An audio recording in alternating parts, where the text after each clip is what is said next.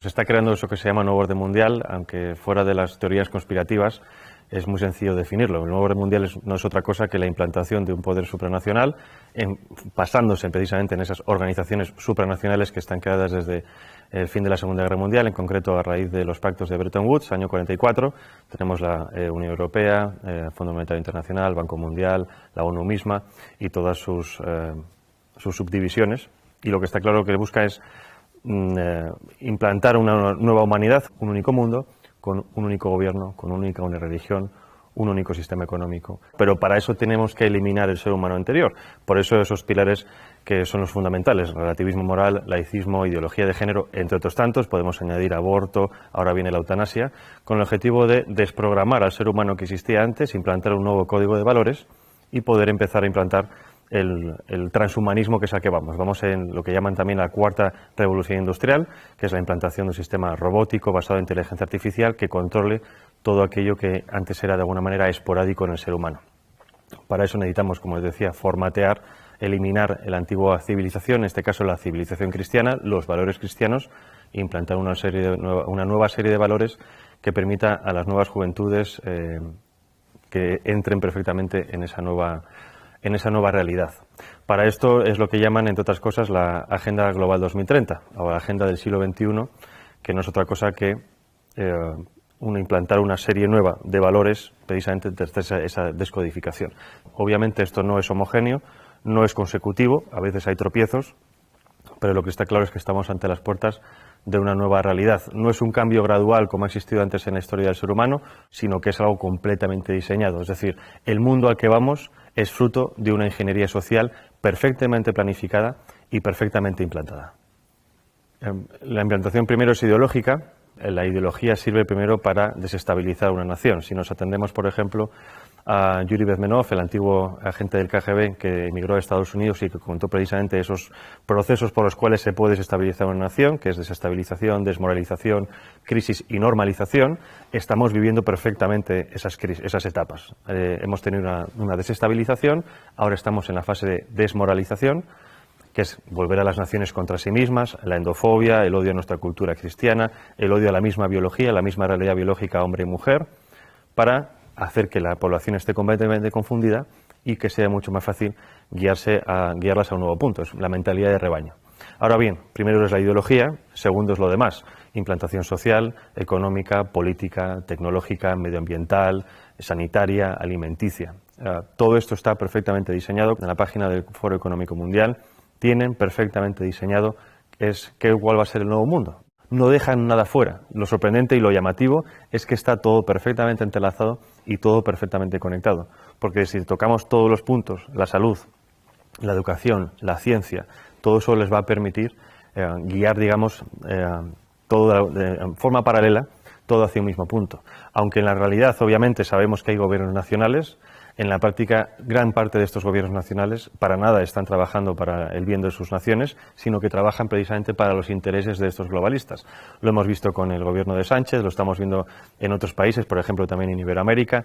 El aborto es algo que está en la Agenda Global 2030, que está incrustado en el ADN de los globalistas y que lo quieren promocionar a todo coste. El aborto, para que lo entendamos, es una política de Estado. El aborto se aplica desde el año 74 a través del informe de Kissinger, que viene precedido de un informe de la Fundación Rockefeller del año 72, que viene precedido de unas declaraciones de Robert McNamara, que fue secretario de Defensa con Nixon y que en el año 68 pasó a ser presidente del Banco Mundial, en el que decían que debido al auge o debido a la expansión poblacional de ciertos territorios, en concreto África o Asia, ese auge demográfico podía reducir los recursos naturales necesarios para el imperio, en este caso Estados Unidos. Había que promocionar el aborto como una política de Estado para despoblar esos territorios con el objetivo de que de la presión demográfica no consumir estos recursos en muy corto tiempo. ¿Qué pasa? Obviamente, si entendemos esto como una política de Estado, obviamente no se puede vender al resto de la población diciendo ustedes van a dejar de tener hijos porque a nosotros nos interesan los recursos que ustedes tienen. Lo que se hace es un marketing político. Y esto es como nos están vendiendo todo. El aborto es un interés de Estado, es un interés geoestratégico. todas las demás propuestas que tenemos hoy en día, ideología de género, ecología o esta nueva religión medioambiental, todo eso es lo mismo. Son políticas de Estado que nos lo venden para el gran público con un marketing político para que la gente lo acepte. Porque, por ejemplo, si entendemos ahora las políticas medioambientales como, digamos, obviamente necesarias para todos los gobiernos, dentro de esas políticas medioambientales está la reducción de la población. Nos lo venden como un bien necesario, es decir, si seguimos creciendo vamos a destruir el planeta, por lo tanto dejen ustedes de tener hijos, porque si no este ritmo es inaguantable. Nos venden la ideología verde como algo necesario, pero que dentro de esa ideología verde contiene todas estas políticas de Estado que nos lo quieren vender para, obviamente, controlar la población. Reducir la población, la eutanasia para destruirla, desestabilizar las naciones, confundir a la población en la educación, en fin. Hay que empezar a pensar que las políticas que tenemos hoy en día no son lo que parecen, sino que son el resultado de un proyecto, de una implantación a nivel global, con el objetivo precisamente de desestabilizarnos para poder tener el control completo sobre nosotros. No hay nada más fácil que dominar que una población enfrentada entre sí. Por eso es tan importante entender cómo funciona la aplicación de las políticas, cómo funcionan las élites supranacionales, para poder entender qué tipo de política se nos está aplicando a nivel nacional y local. El enemigo a abatir por esta élite supranacional o globalista no es otra cosa que el ser humano. Es decir, hay un desprecio absoluto por parte de las élites por el ser humano corriente, no solo en las élites supranacionales, también las tenemos en las élites nacionales. Y obviamente para destruir a esa parte de la población, no en el sentido físico, sino en el sentido psicológico, hay que atacar obviamente sus creencias, sus bases morales, y en este caso primero es destruir las naciones y obviamente la religión. Hay un objetivo que es crear una religión única. Es decir, las religiones tradicionales son un escollo para ese nuevo orden mundial, para la consecución de ese poder político. Si eliminamos la religión, estamos eliminando obviamente una vía de escape muy humana que de alguna manera evita que llegues al control mental de las personas. Podremos controlarlas físicamente, pero la religión permite que esas personas se puedan evadir a otro plano y obviamente también contienen unos códigos ético-morales muy firmes que están completamente enfrentados ante los códigos morales que nos quieren implantar. En este caso, la religión católica o la Iglesia católica es el enemigo a batir desde hace siglos. Ya no solo hablo de la masonería, sino de muchísimas personas. Es decir, es necesario hacer caer esa civilización cristiana para poder implantar una nueva civilización.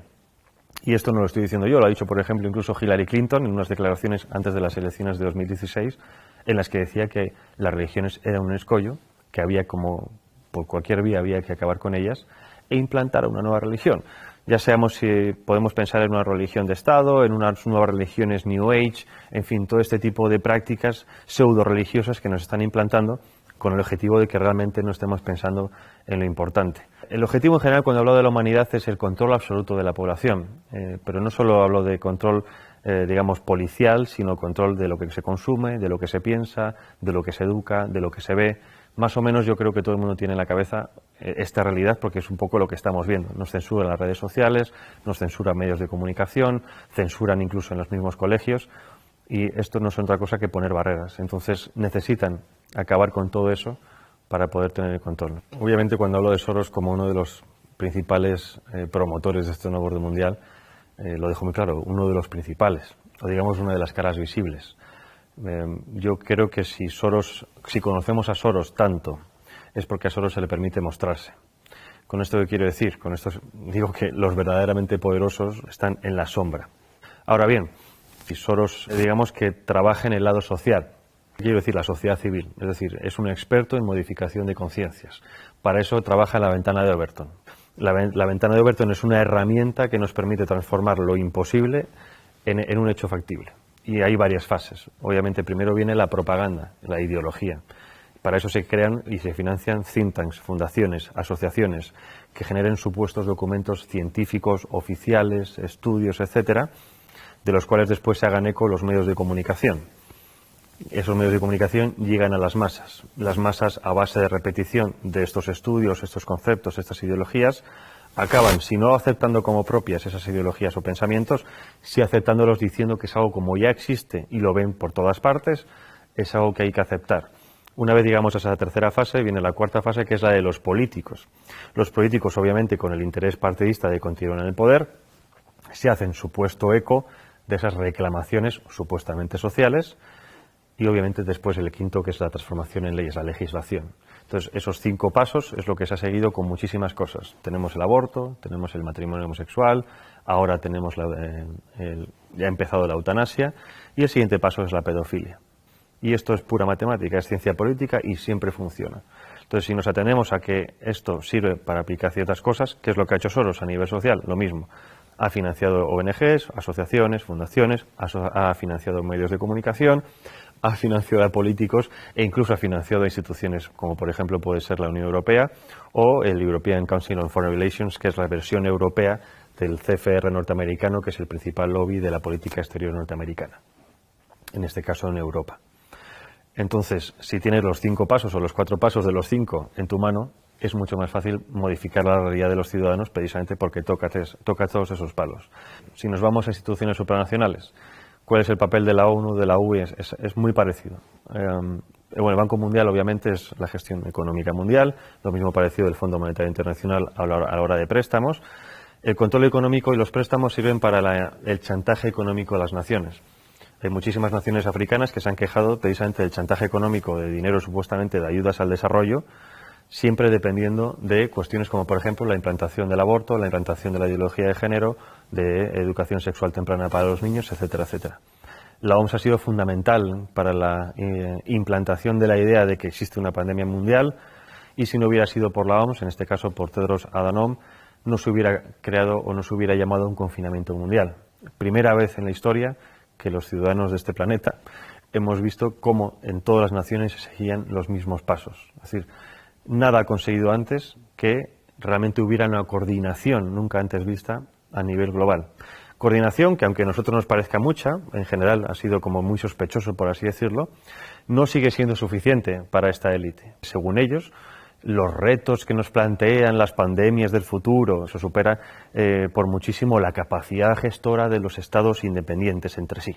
Es decir, que como no hemos sabido gestionar el coronavirus, es necesario que cedamos más nuestra soberanía a estos entes supranacionales, que ellos saben sí realmente lo que nosotros tenemos que hacer.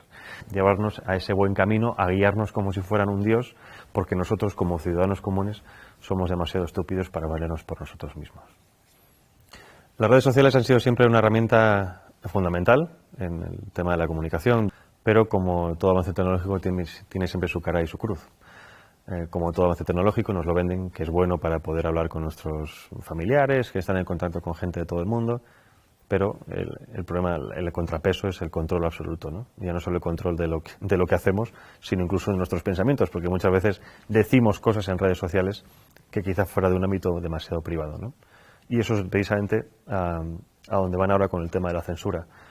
Han visto que en los últimos años ha habido también una pequeña revolución en redes sociales, dado que cada vez hay más perfiles conservadores, antiglobalistas, más perfiles de gente contraria a los designios de este nuevo orden mundial, ¿no? Y si estuviéramos realmente en un mundo libre, democrático, y esto lo digo para que la gente se dé cuenta de que no vivimos en un mundo libre, democrático, la libre circulación de ideas y de debates debería ser una de las principales características de todo sistema. Y estamos justo en lo contrario. Y no justo en lo contrario porque de facto no se puede hablar, porque antes sí se podía hablar de muchas cosas. El problema es que los que son realmente poderosos, los que controlan las cosas, se han dado cuenta de que si dejamos que libremente ciertas ideas circulen, no las suyas, en cuanto a debate, esas ideas ganan o se han demostrado que tienen más peso que otras. Es decir, por ejemplo, con el tema del aborto, ya no hay argumentos científicos médicos, ahora son argumentos puramente sentimentales, ¿no? El derecho de la mujer a elegir sobre su propio cuerpo, porque por eso saben que los argumentos médicos no pueden vencerlos. En cuanto a argumentos, por ejemplo, de información de los medios de comunicación, de cómo funcionan los medios de comunicación, de cómo funcionan los gobiernos, exactamente lo mismo. Se censura completamente aquel que intenta hacer una crítica constructiva o negativa de lo que sea, pero hacer una crítica para avisar de qué está ocurriendo. Bueno, en mi caso, por ejemplo, hablando de Soros y demás, algunas veces me han censurado, y está claro que lo que se trata es de que no exista algo, no exista un relato. En los sistemas de masas, si no te muestran, no existes para la gran parte de la población. Y eso es lo que se trata. Es decir, se trata de omitir, de facto, cualquier tipo de persona, cualquier tipo de discurso que pueda poner en peligro los pilares bajo los que sustentan este nuevo poder.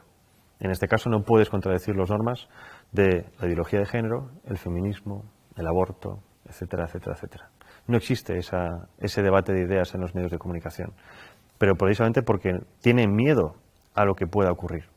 Porque cuando ha ocurrido que algunas personas han ido a ciertos debates a exponer ciertas ideas, la gente se da cuenta de que hay otra línea de pensar diferente a la que tenían en mente. Y por lo tanto hay otra forma de racionar las cosas.